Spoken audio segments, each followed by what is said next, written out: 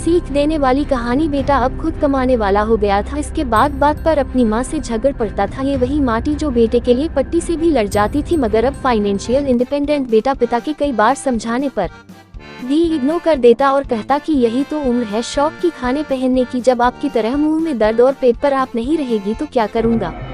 बहुत खुशबू भी भरे पूरे परिवार से आई थी। इसके बेटे की गृहस्थी की खुशबू में रम गई थी।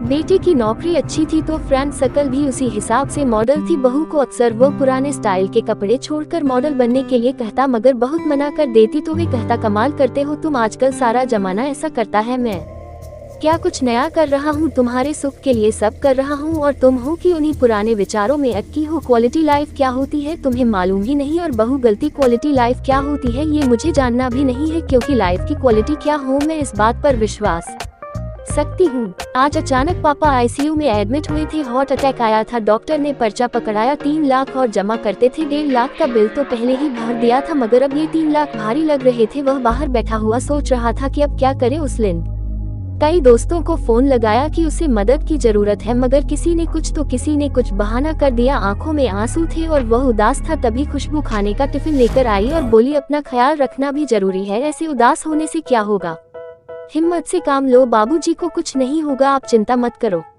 कुछ खा लो, फिर पैसों का इंतजाम भी तो करना है आपको। मैं यहाँ बाबूजी के पास छुट्टी हो, आप खाना खाकर पैसों का इंतजाम कीजिए। पति की आंखों से टप टप आंसू झरने लगे। कहा ना, आप चिंता मत कीजिए, जिन दोस्तों के साथ अब मॉडर्न पार्टियां करते थे आप उनको फोन कीजिए, देखिए तो सही कौन को मदद करता है।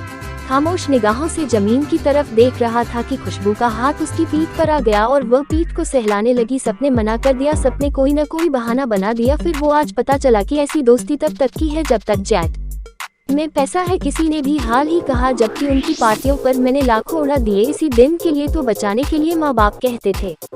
खैर कोई बात नहीं, आप चिंता न करो, हो जाएगा। तब भी कितना जमा करना है, अभी तो तनख्वाह मिलने में भी समय है। आखिर चिंता कैसे ना करो, कुछ वो तुम्हारी ख्वाहिशों को मैंने संभाल कर रखा है।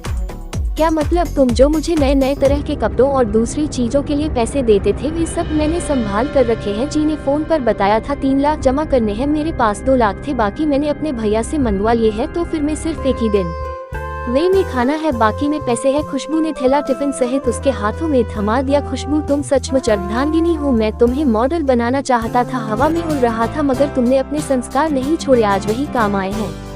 सामने बैठी माँ की आंखों में आंसू थे। उसे आज खुद के नहीं बल्कि पराई माँ के संस्कारों पर लाश था और वह बहू के सर पर हाथ फेरती हुई ऊपर वाले का शुक्रिया अदा कर रही थी। प्यारे दोस्तों, इस कहानी पर आपकी क्या राय है हमें कमेंट करके जरूर बताएं। कहानी पसंद आए तो लाइक, सब्सक्राइब और शेयर जरूर करें।